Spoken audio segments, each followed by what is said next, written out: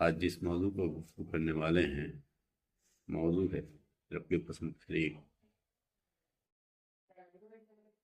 ہم سبھی جانتے ہیں کہ 1857 کی جنگ آزادی کے بعد یہ یقینی ہو گیا تھا کہ اب ہمارا حاکم جو جابر بھی ہے، جو ظالم بھی ہے، وہ انگریز ہوں گے۔ ان کے خلاف علم بغاوت بلند کرنے کی ہمت قوت کسی میں نہیں تھی، بس چھوٹے موٹے واقعات ادھر ادھر ہو جایا کرتے تھے۔ اس کی وجہ بھی تھی کہ ہمارے ہاں منافقین کی ایک بڑی تعداد تھی جو انگریزوں کی حمایت کرتی تھی۔ ایسے دور میں چند ہمارے نوجوان جو تعلیم حاصل کرنے یوروپ گئے تھے، انہوں نے مارکس کے نظریے کو پڑھا، اور پڑھنے کے بعد جو انہوں نے محسوس کیا اور جو جس تحریک کی بیج کو لے کر ہندوستان پہنچے، اس بیج کا نام ہے ترقی پسند تحریک۔ تو میرا کہنا ہے کہ اردو میں جن تحریکوں یا رجحانوں نے ادب کے اثاثے کو قابل قدر بنایا اور نئی منزلوں تک پہنچایا، ان میں ایک اہم اور بامقصد تحریک ترقی پسند تحریک رہی ہے۔ اگرچہ اس کی داغ لندن میں چند انقلابی نوجوانوں نے ڈالی تھی، مگر اس کے پودے نے تندرست و توانا ہو کر اردو کے ہر گوشے کو سمراور کر دیا۔ اس تحریک نے تنقید، تخلیق کے گوشوں کو نئی طرح کی تجربات سے ہمکنار کیا اور ایسے نمائندہ ادیب و شاعر پیدا کیے جنہوں نے اردو ادب کی آبیاری میں کوئی کوشش رائگاں نہیں کی، بلکہ پرانی روایت کو مسمار کر کے نئی اقدار وضع کی، جنہوں نے ناول، افسانہ، نظم، سوانح، الگ الگ افسانوی و غیر افسانوی، نثری و غیر نثری، دونوں طرح کی تحریکوں میں انقلاب برپا کی۔ ترقی پسند تحریک کا منشور جرمنی کے دانشور مفکر کارل مارکس کے نظریے پر قائم ہوا، جس نے دھیرے دھیرے اقوام عالم پر غلبہ حاصل کیا اور ایشیا، افریقہ، شمالی امریکہ، جنوبی امریکہ کے کئی ممالک نے اس اثر سے نئے نظام حکومت کی بنا ڈالی۔ یہ نظریہ سرمایہ داروں کے خلاف اعلان جنگ اور استعماریت کی مخالفت میں موجود میں آیا تھا۔ اس اعلان جنگ میں جسے جو ملا، جو کر سکتا تھا، اس طرح کی بغاوت کا علم بلند کیا۔ لہذا ادیب بھی پیچھے کیسے رہ سکتے تھے؟ انہوں نے اپنے قلم کا رخ عمرہ اور رؤسا سے موڑ کر عوام کی جانب جوڑ دیا۔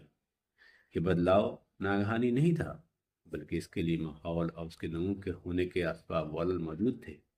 اقوام عالم کے بیشتر حصے برٹش رول یا یورپ کی استعماری طاقتوں کے زیر نگین تھے، چنانچہ ممالک اور مخلوق الحال عوام، کسان اور مزدور پریشان تھے، کیونکہ یہ طاقتیں اپنے ذاتی مفاد کی بنا پر فیصلے لیتی تھی، نیز اپنی بقا کے لیے قانون وضع کرتی تھی، جن سے دونوں کے درمیان ایک عظیم کھائی بنی۔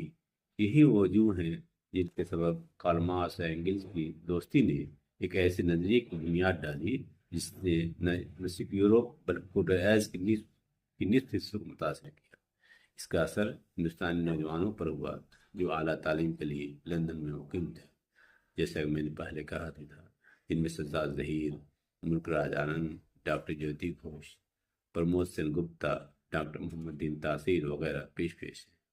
انہوں نے لندن کی ڈیلمارک اسٹریٹ پر واقع نانکنگ ریسٹوران میں نومبر 1935 میں ہندوستانی ترقی پسند مصنف ادیبوں کی انجمن قائم کی۔ کیا قائم کیا انہوں نے؟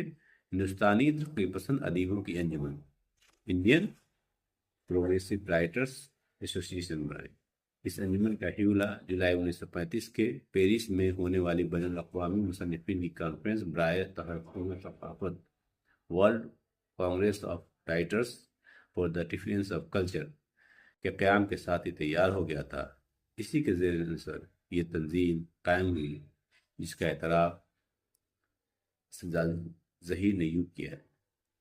کہتے ہیں، ہم رفتہ رفتہ سوشلزم کی طرف مائل ہو رہے تھے۔ ہمارا دماغ ایک ایسے فلسفے کی جستجو میں تھا جو ہمیں سماج کی دن بدن بڑھتی ہوئی پیچیدگیوں کو سمجھنے اور سلجھانے میں مدد دے سکے۔ ہمیں اس بات سے اطمینان نہیں ہوتا تھا کہ انسانیت پر ہمیشہ سے مصیبتیں اور آفتیں اور رہیں گی۔ مارکس اور دوسرے اس طرح کے مصنفین کی کتابیں ہم نے بڑے شوق سے پڑھنا شروع کی۔ یونیورسٹی تعلیم ختم کرنے کے بعد یہ ایک نئی لامتناہی تحصیل علم کی ابتدا تھی۔ اس طرح اسی ذہنی ترنگ نے 20ویں صدی کے نوجوانوں کو متاثر کیا اور اس کا اثر ہندوستانی ادب پر ہوا۔ وہ اپنے آتش فشاں افکار کے ساتھ ہندوستان ہے اور یہاں کے ادبی ماحول پر کاری ضرب لگائی اور خود کو ملک کی غلامی، مفلس اور مظلوم آواز کے طور پر پیش کیا کہ تحریروں کا مجموعہ دسمبر 1933 میں انگارے کی صورت میں منظر عام پر آیا، جس میں کل 9 کہانیاں ایک ڈرامہ تھا۔ اس مجموعے کے ادیبوں میں سجاد ظہیر کی نیند نہیں آتی، جنت کی بشارت، گرمیوں کی ایک رات، دلاری، پھر یہ ہنگامہ، احمد علی کے بادل نہیں آتے، بہاوتوں کی ایک رات، ڈاکٹر رشید جہاں کی دلی کی شہر، ڈرامہ پردے کے پیچھے اور محمد الظفر کی جوان مردی کہانی شامل تھی۔ انگارے نظامی پریس وکٹوریہ اسٹیٹ لکھنؤ سے شائع ہوا تھا۔ اس کے منظر عام پر آتے ہی قدیم نظریات کے حامی قلمکار مثلا عبد المجید دریابادی، نیاز فتح پوری نے ہنگامہ شروع کری اور کئی اخبارات اور رسائل مثلا سرگزشت، مدینہ، نظام، سرفراز میں مخالفانہ مضامین لکھے جانے لگے، جس کے نتیجے میں 25 مارچ 1933 کو سرکاری گزٹ کے ذریعے مجموعے کو ممنوع قرار دیا گیا۔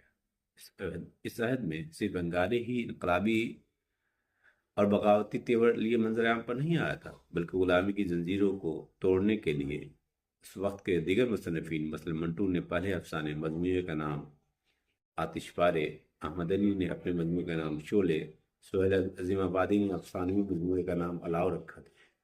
اس طرح ترقی پسند تحریک کی باضابطہ اعلانیہ سے قبل ہی ادب میں ترقی پسندی ناگزیر تھی۔ اس کا باضابطہ اعلان 15 اپریل 1936 کو لکھنؤ میں پریم چند کی صدارت میں ہوا اور پریم چند نے ادب کی بہترین تعریف تنقید حیات قرار دیا۔ کیا قرار دیا بچوں؟ ادب کی بہترین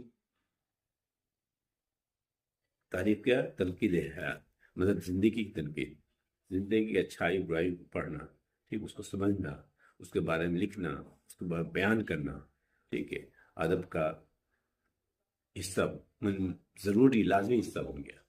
ترقی پسندی کی بنیاد ہی عوامی اور اجتماعی زندگی کی ترجمانی تھے۔ اختر انصاری نے لکھا، وہ اپنے دور کی اجتماعی زندگی سے ایک گہرا براہ راست تعلق رکھتا ہو، اور دوسرے یہ کہ اس کی تخلیق ایسی مخصوص اور واضح سماجی مقصد کے ماتحت عمل میں ہے۔ انہی مقاصد کو لے کر سجاد ظہیر اور ڈاکٹر عبدالعلیم محمود ظفر نے ترقی پسند تحریک کی پہلی کانفرنس کے لیے منشور لکھا، ہندوستانی ادیبوں کو ملک کی بقا و آزادی کے لیے لکھنے کی رغبت دلائی، ادب کے پرانے ڈھانچوں کو مسمار کرنے کی دعوت دی اور زندگی کی نئی سچائیوں پر روشناس کرایا۔ اس طرح کے نعرے وضع کیے گئے، بہت سو چکے، زیادہ سونا موت کی علامت ہوگی۔ الگ ادیبوں کو کہا کہ وہ ترقی پسند تحریک کی حمایت کرے اور ادب میں ایسے افکار و خیالات کو رواج دیں جس سے خاندان، مذہب، جنس، سماج کی قدیم اور فرسودہ روایات پر ضرب لگے۔ اس کے لیے انہیں سوشلزم کے طور پر ایک نئی فکر ہاتھ آئی گئی تھی، جس کی پہلی بنیادی شرط اشتراکیت تھی، جو افادی ادب کی گود میں پل کر اخلاق سے بے نیاز ہو کر اس جماعت کی ترجمان تھی جو کسی سماج کی اقتصادی نظام کو پیداواری قوت کے تحت وجود میں آتا ہے۔ دوسرے لفظوں میں سرمایہ دارانہ نظام کے خلاف مزدوروں اور کسانوں، مظلوم عوام کی ترجمانی کا ادب سماجی اور اجتماعی فریضہ قرار دیا گیا۔ سجاد یارفی نے لکھا، اعلیٰ شاعری یا ادب ایک فرد کا نہیں بلکہ پوری جماعت کا ترجمان ہوتا ہے۔